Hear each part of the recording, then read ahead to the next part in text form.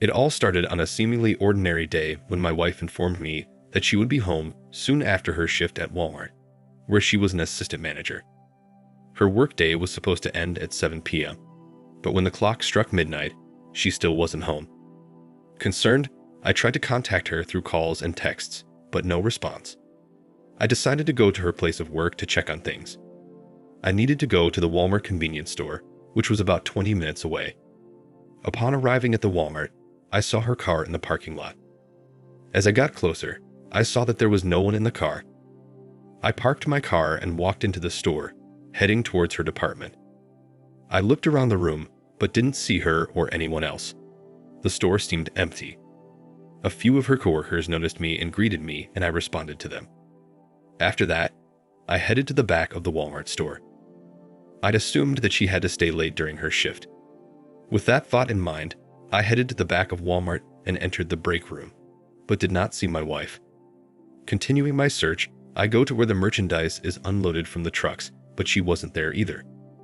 Returning to the main entrance, I noticed her coming out of one of the side exits of the Walmart. She was accompanied by a man. They walked hand in hand, heading towards his car in the parking lot. My heart raced, but I knew I had to pull myself together. Despite the surge of emotion, I instinctively reached for my phone and started taking photos. Without saying a word, I kept a safe distance. I decided to follow where they were headed. They walked over to his white SUV, got in it, and drove across the parking lot. The man stopped next to my wife's car, and she got out and took something from her car. As soon as they drove away, I quickly headed to my car, which was parked some distance away, and decided to follow them further. Their first stop was a gas station. They both went inside briefly and got back in the car, then drove on. After pulling into the gas station, I lost sight of them for about 10 minutes due to dense traffic preventing me from getting close to the turnaround point. Fortunately, luck was on my side this time. After about another 15 minutes or so, I managed to catch up with them again. He ended up directing the car into the parking lot of the hotel, more specifically, the Econo Lodge. He picked a spot not far from the hotel lobby. Both of them got out of the car and walked into the lobby, and I followed them. I estimated how long it took, got the license plate, and calculated the remaining time of her shift. According to her, she was supposed to finish at 7 p.m. These thoughts swarmed in my head, and my anxiety grew. What did he want with my wife? Time was passing, and I was getting more and more angry and nervous. I stayed close enough to be able to keep following them if they went somewhere else. All the while I noticed that she was talking to him as they walked towards the room. The hotel sign said the check-in time was 3 o'clock p.m. and the checkout time was 11 o'clock a.m. However, it was now 1:30 a.m.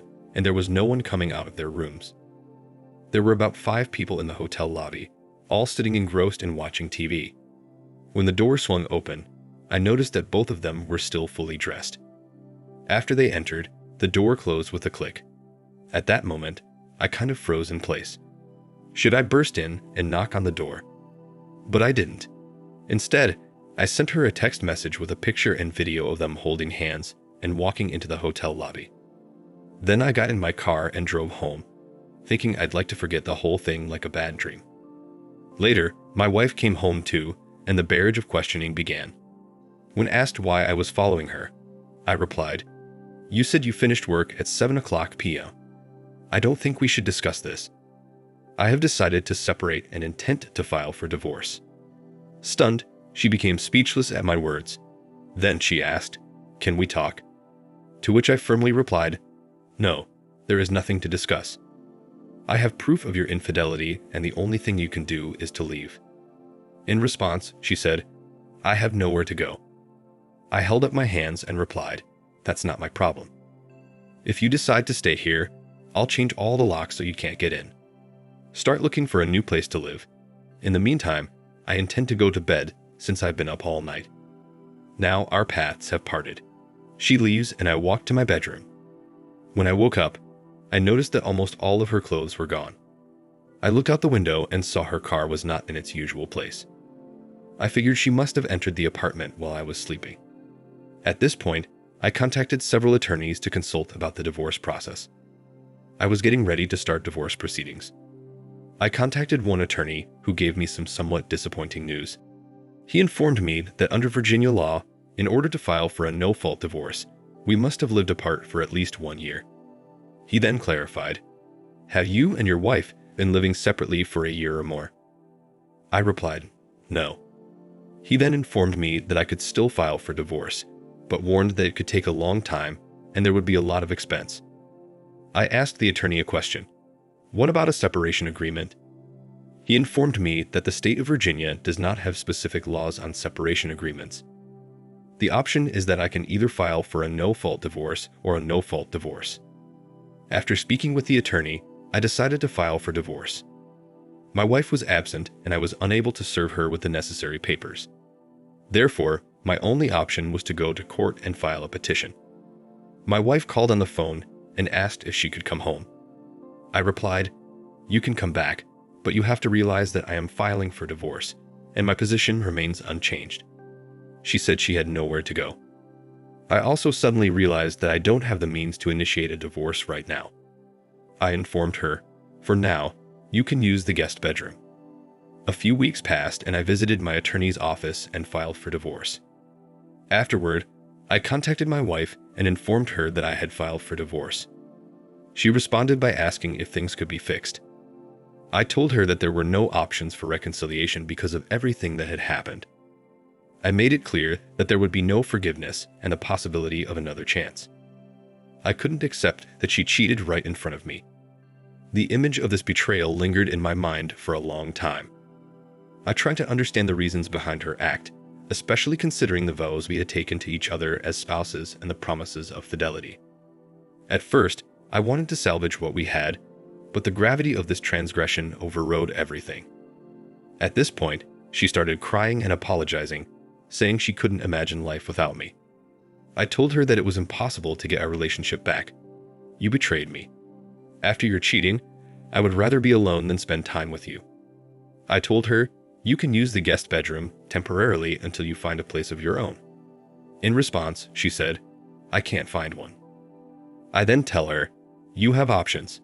Go to your parents, go to the guy you cheated on me with, or save up for your own place." She starts talking about the guy she cheated on me with, stating, "I'm not seeing him anymore." At this point, her emotions take over and she sobs, begging me to explain why I'm putting her through this, and that there was no way she expected me to take that step. In response, I said, "You have to realize that your actions led to these circumstances. The consequences are a result of your choices." The conversation ended with us yelling at each other. A few hours later, my wife's car occupies one of our assigned parking spaces. Walking into the house, I see her sitting on the couch talking on the phone. She ends the conversation, looks at me, and asks, "Can we talk?" I reply, "Didn't we just yell at each other?